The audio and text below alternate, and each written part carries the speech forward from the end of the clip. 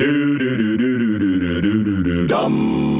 I'm Mike Rowe, and I got nothing against celebrities. In fact, I just interviewed Rob Lowe and Jason Alexander, and they were terrific, but usually I interview people you've never heard of. The plumber, who makes $250,000 a year. The first responders, who risk their lives to save complete and total strangers. And the mad scientists, who are about to change the world with a better mousetrap. Those are the kinds of people I usually interview on The Way I Heard It, and you're officially invited to give it a listen, wherever you listen to podcasts. In the dry states of the Southwest, there's a group that's been denied a basic human right. In the Navajo Nation today, a third of our households don't have running water. But that's not something they chose for themselves. Can the Navajo people reclaim their right to water and contend with the government's legacy of control and neglect? Our water, our future, our water, our future. That's in the next season of Reclaimed, the lifeblood of Navajo Nation. Listen now wherever you get your podcasts. Historia Canadiana is recorded on the unceded lands of the Kanien'kehá:ka First Nation.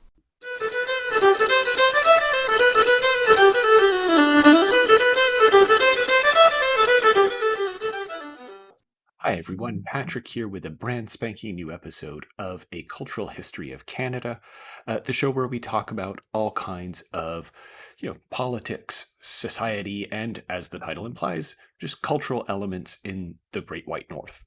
And today I'm all alone. Mac is currently on a plane flying back to Quebec for the holiday season, so I'm just recording a quickie that I think is just going to be a fun addition to our catalog. So specifically today we're going to be talking about more of the 20th century Chinese-Canadian situation through the use of Wayson Choy's excellent novel, The Jade, Peony.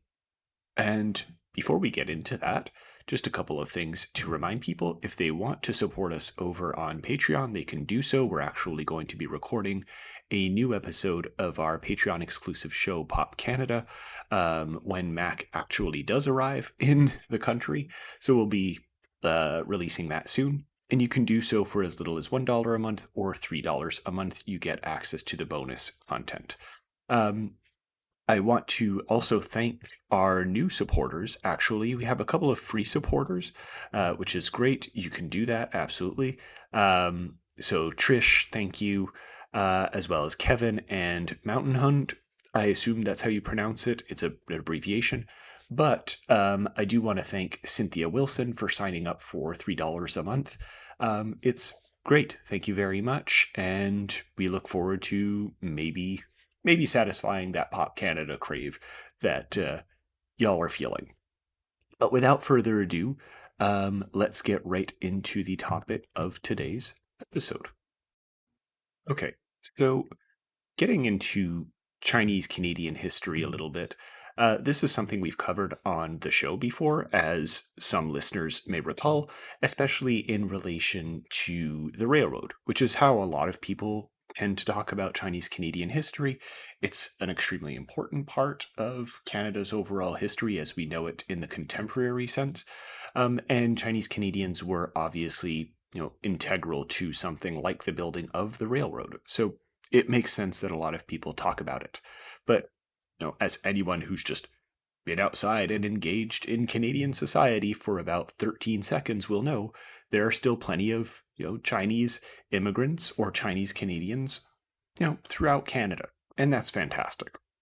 And that's because in some way, shape, or form, Chinese immigration to Canada has continued since the 19th century.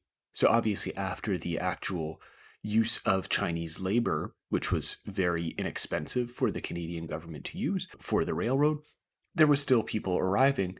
But after 1858, and after the major element of the railroad were completed, there were more and more legislative controls as well as institutional racism that stopped Chinese people, or at least limited how many Chinese people could come into the country, right? And these legislative controls were often, on some level, more localized and provincial. The first ones, or first significant ones, were seen in British Columbia, as we've talked about again on the show, mostly as a response to the number of Chinese immigrants, that arrived to the gold rush that was seen in British Columbia in the late 1850s. But also, this is something that was compounded a little bit throughout Western Canada and even Eastern Canada to some extent, with, like I said, just good old fashioned racism, even if it wasn't always on a legislative level. And all of these years of growing laws and restrictions really compounded and emerged in 1923 as what we now know today as the Chinese Immigration Act. Um, and this is where the novel that we're going to be talking about today, Jade Peony, really takes place in, is this post 1923 period. Um, and while there were still people that did arrive in Canada, there were, like I said, a lot of major restrictions. So a lot of Chinese people who were admitted to Canada had to face high charges. Basically, the famous head tax that was put on Chinese people in the early 20th century was basically put on crack. Um, and effectively, Chinese people during this second wave post 1923 were reduced to second class citizenship on a legal level. Chinese were denied basic rights in many cases, including the right to pursue a living in many occupations. So, for example, they were frequent targets of political demagogy. The unequal treatment contributed to their marginal social status in Canadian society, and they could not access higher paying jobs, and so a lot of Chinese immigrants took refuge in service industries like restaurants or laundries, which you still see to some extent today, right? At least speaking from my position here in Montreal, right? There are a lot of restaurant employees or dépanneur employees or owners or laundromat owners that are of Chinese heritage in some way, shape, or form, depending on how far they go back. And that's fine. I'm not saying that's a bad thing at all. But this is often a legacy of the kinds of things, kinds of restrictions that were put into place almost 100 years ago, over 100 years ago, actually. And it got to the point where by 1931, it's estimated that about 40% of the Chinese people living in the entirety of Canada, again, most of them in the West Coast, but not exclusively, were working in some kind of service, cooking, waiting, or laundry institution, right?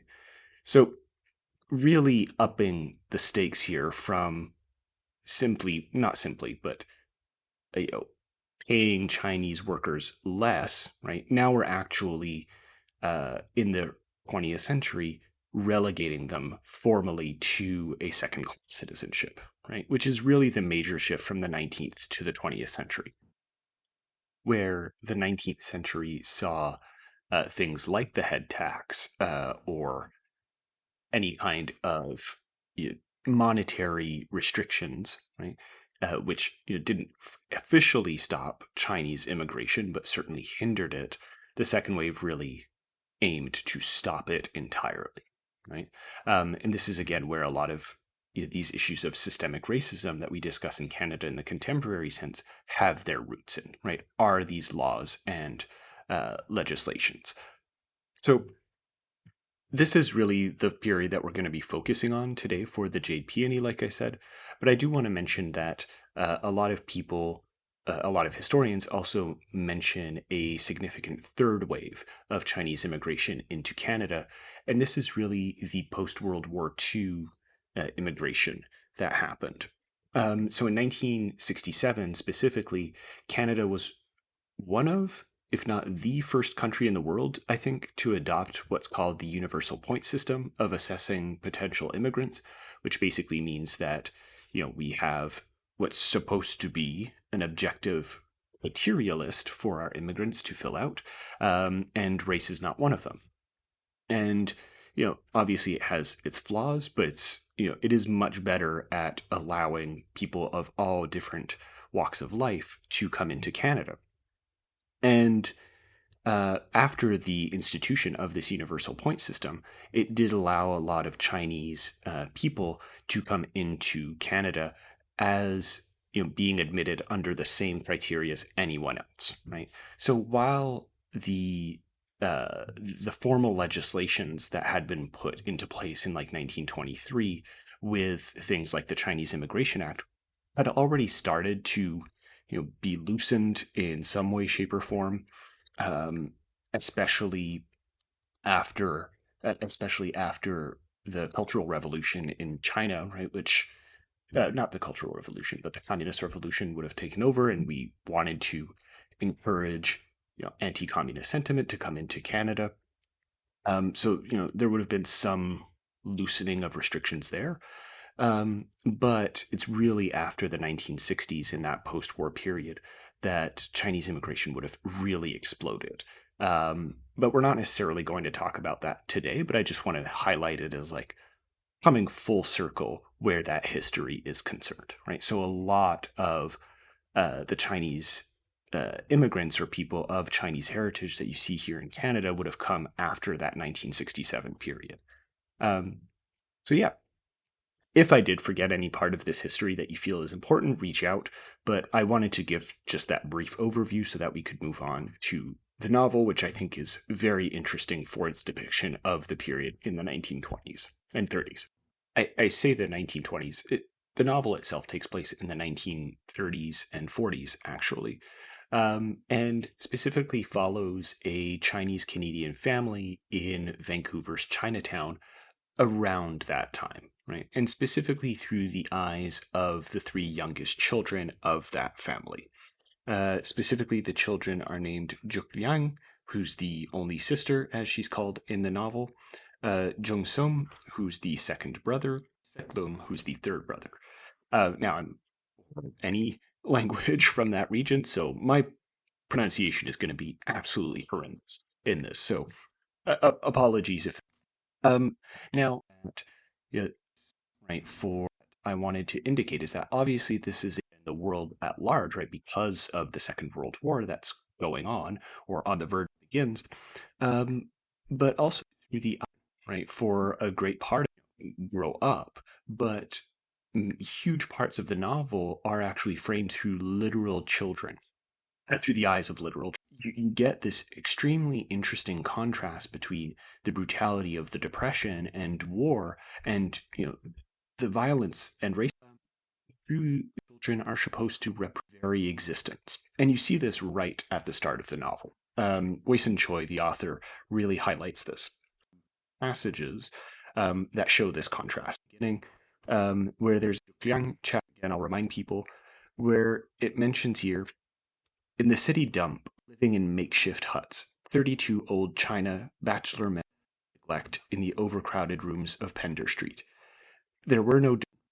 They had and betrayed by many labor contractors who had local Vancouver bylaw against begging for food, a federal law against stealing food, but no law in any court against starving to death for lack of food. The few churches that served the Chinamen that were running out of funds. Soup kitchens could no longer safely manage the number, fighting each other, decide, threatened, forgotten. So we have set this framing of the Depression, one, of course, but also highlighting how Chinese people in this in-between state, as my colonial term, other people often are, as they no longer have use, to put it bluntly, but also no one can provide funds. Getting double whammied in this case, to put it in a good sense. Later on 1718, you do get this emblematic home, and the way that the children's person is as I guess monkey god. It's really quite where we write the visit sideways. The overhead light bluntly hit. Wang Xinxiang's face. The back of father's warnings echoed. Could we help it? Mother stared. I stared until I felt my eyes bulge out. The old man's face was like no other human creature stared back at us. And I'm just skipping ahead. This face looked like those carved wooden masks sold during at me. Perhaps like I heard ghost thunder, a mountain parlor staring back at me stood Monkey, the Monkey King of Popo's stories, disguised as two canes. And I like this child's trying to this person that, as they say in the novel themselves, to perceive really interesting because, obviously, because it's meant to be through the eyes of a context in the time context that the novel is set in.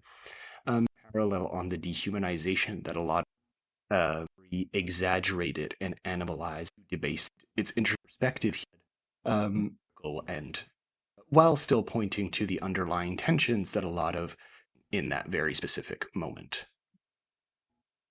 And this moment is compounded by other early elements that show not just the dichotomies that are happening in Canadian society between the othered peoples like the Chinese and you know normative quote unquote British Canadian society, but also it, the tensions that Chinese immigrants are facing with their own history, as well as with other minority populations or marginalized populations like the Japanese, because we'll remember this is in the 1930s and 40s that this is taking place.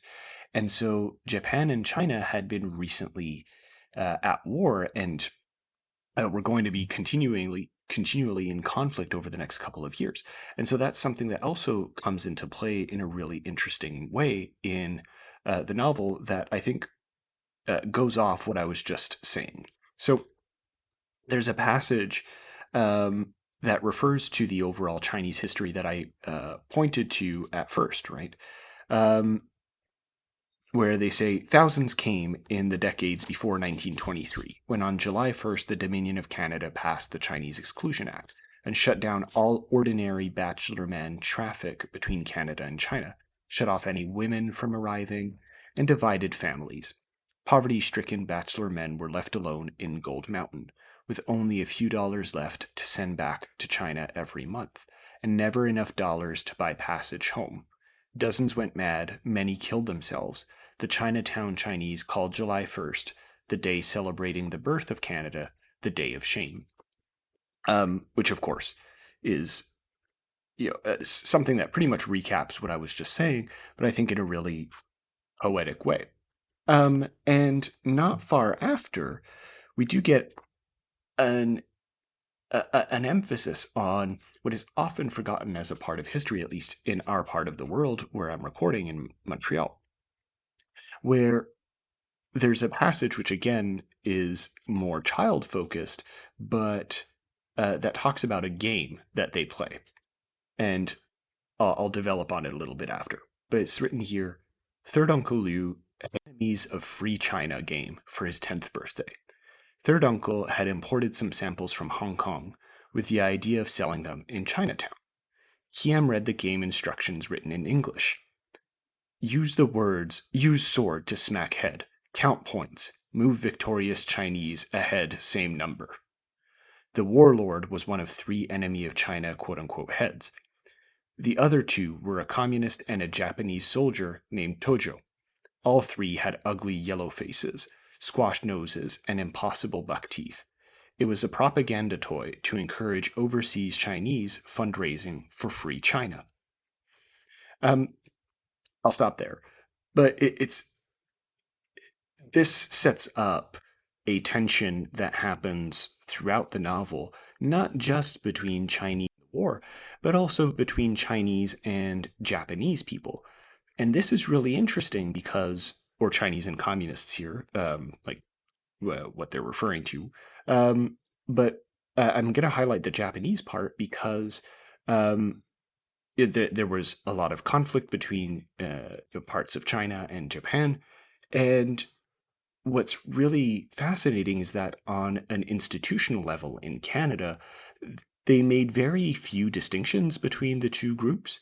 Often the laws that affected one group were affecting the others in pretty similar fashion. As part of what's overall referred to in Canada as the quote unquote yellow scare, which and what's fascinating with this passage is that despite the institutional racism that very much englobes Asian communities specifically, within themselves, there are tensions acknowledged as part of a wider Canadian historical project that tended to not see these distinctions. So I just wanted to highlight that as a bit of an extension of the passages that I had brought up earlier. Now, this idea of tensions is one that I'm not going to necessarily bring out the entire episode because there are other things that are prevalent in the novel that do relate to what I just talked about, but not necessarily through the lens of racial tensions. And the one that I want to bring up currently is more related to the idea of ghosts or being haunted by the past in some way, shape, or form. And not necessarily haunted in the negative sense, right? The game that I just read the passage about is more of a haunting in the negative sense. What happened in Asia before a lot of the Chinese people immigrated to Canada or Japanese people immigrated to Canada is a form of negative haunting as those events uh, inspired a form of fear. But the titular Jade Peony that gives the title to the novel is also an example of a kind of ghostly element that does permeate the actions of people and the family dynamics throughout the novel. And I selected two passages here to demonstrate this. Both are part, or at least the first one, I'll have to check for the second one in a second, but both, at least the first passage, like I just said, is from the third third part, right, on Seklung. And it reads something like this. It had to be a deep pink, blushing towards red, and the tone had to match as closely as possible her precious jade carving, the small peony of white and light red jade, her most striking possession, her most lucky possession, sorry. In the center of the semi-translucent carving, no more than an inch wide, was a pool of pink light, its veins swirling out into the petals of the flower. This color is the color of my spirit, Grandmama said, holding it up to the window so I could see the delicate pastel against the broad strokes of sunlight. So already in this passage, the association of the peony to the spirit is quite interesting, but also because it's the grandmother's possession, there is this generational implication, right? What one critic that I read for this episode called a ghosted object of desire, where it's something that we crave, but is always a little bit outside of our reach or seems a little bit nebulous, like a ghost, so to speak. And you do kind of get that sense with the association of the jade peony with the adjective semi-translucent, right? It's not quite real in its description, or it's something that feels like your hand would go past if you tried to touch it. And this is reinforced in a slightly later passage. So yes, it is still part of part 3. When we read here, now, when I picked up the coin-sized jade peony, remembering how Grandmama used to hold it up to the light and tell me stories, the carved semi-translucent stone was a reminder that she was gone. And so you get, obviously, this emphasis that objects carry emotional and narrative weight here. But this dual role of the peony as an heirloom and a kind of memento mori, right?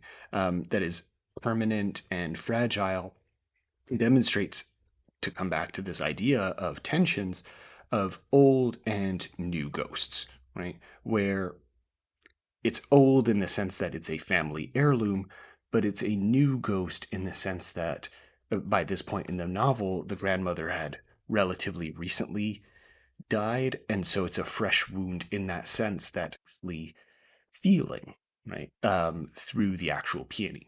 And so, on a particularly big, it does create this mirror to a much wider concept that the novel is addressing throughout. And I think that that's fascinating. I'm sure there could be a lot more that's said about the actual peony, but since I'm alone for this podcast, I'm not going to delve too deeply into it, just because a little bit more of an overview than anything else. Right?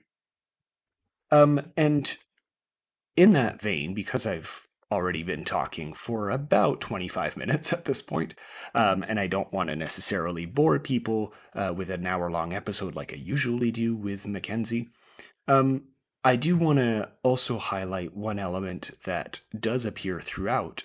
We'll keep it in mind with the tensions here um, of gender, right? That is brought up, which is something that we talk about on the show every once in a while. Bring up here um, because it's something that I think deserves attention. The novel brings it up. So we have here grandmother Popo, as she's called in this passage, and Jukyang, who's the sister, I'll remind people, are having a conversation. And it starts off, we'll start it off here. I'm not Mo Young, Popo, I protested, even though I am a girl. A girl, grandmother. She slapped my shoes. Finish, down again to focus on small petals of those rare, exquisite flowers. My spirits lifted. So beautiful, I said spontaneously with a hug, which she, as if I would never learn a thing, however much I wanted to be taught. Too much spoil. And for people who don't know, useless. And this is a relatively early passage. It happens about 35 pages into the novel. But it does at least get at the heart of a gender-based tension that does reoccur throughout, right? The with the sister being the first in the family, but also one that's traditionally perceived as relatively, quote unquote, useless, because in the old country that grandmama you would know or Popo would know, she wouldn't have necessarily had as much use. But in Canada, where especially Depression era Canada and World War II era Canada, everyone was useful for whatever work was needed around the house and in society. So this dichotomy of usefulness is worthy of highlighting. But that's not the only thing that's highlighted gender-wise, because there are also gender expectations on the men in the novel.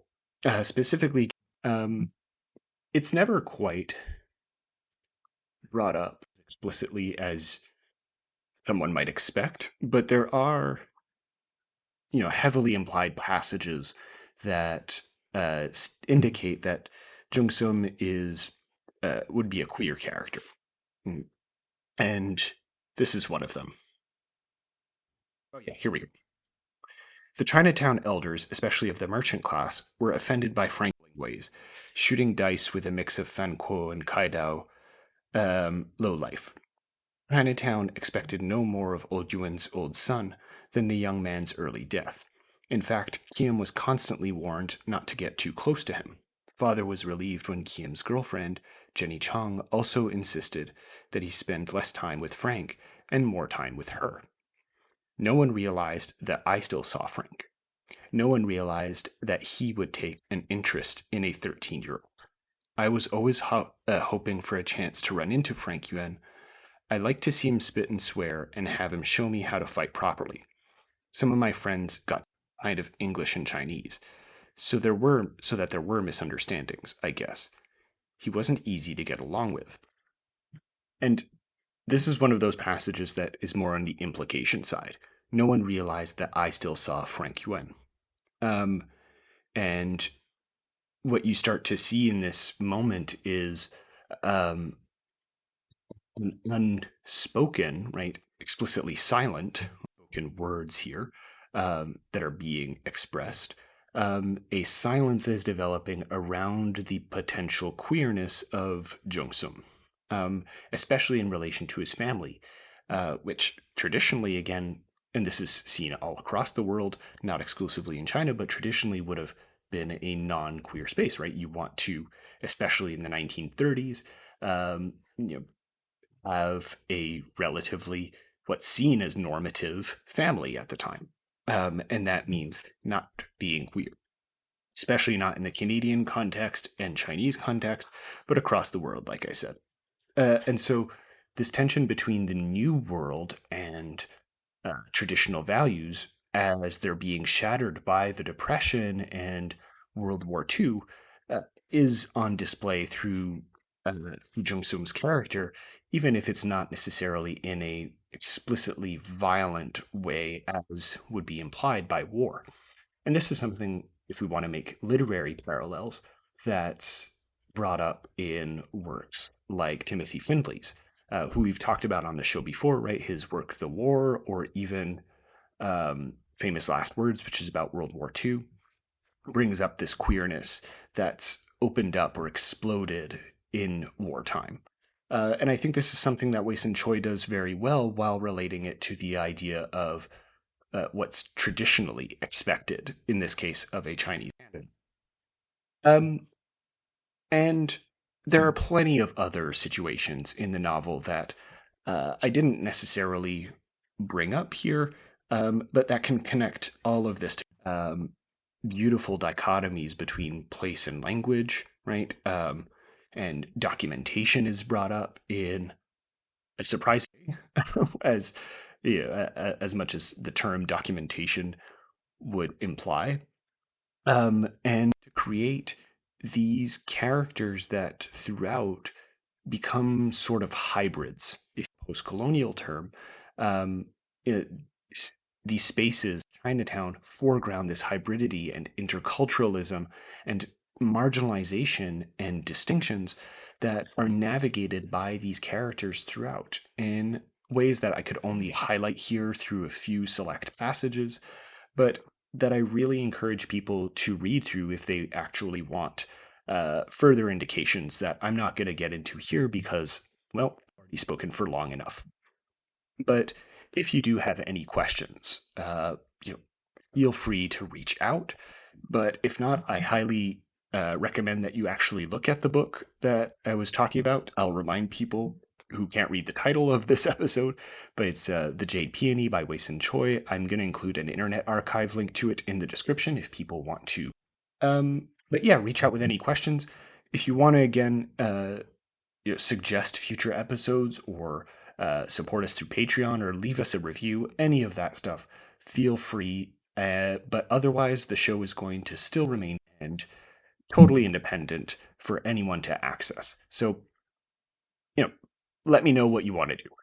That being said, I don't know if I'm going to record another episode between now and Canada one. And I have a few interviews that are recorded that I'm going to release, but a formal mainline episode, I don't know if we're going to release. But maybe. If so, we'll see you then. If not, probably see you in the new year. I don't know.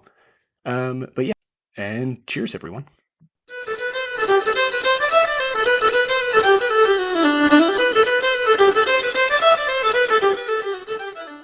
Marketing is hard. But I'll tell you a little secret. It doesn't have to be. Let me point something out. You're listening to a podcast right now, and it's great. You love the host. You seek it out and download it. You listen to it while driving, working out, cooking, even going to the bathroom. Podcasts are a pretty close companion. And this is a podcast ad. Did I get your attention? You can reach great listeners like yourself with podcast advertising from Libsyn Ads. Choose from hundreds of top podcasts offering host endorsements or run a pre-produced ad like this one across thousands of shows to reach your target audience in their favorite podcasts with Libsyn Ads. Go to libsynads.com, that's Libsyn, ads.com today.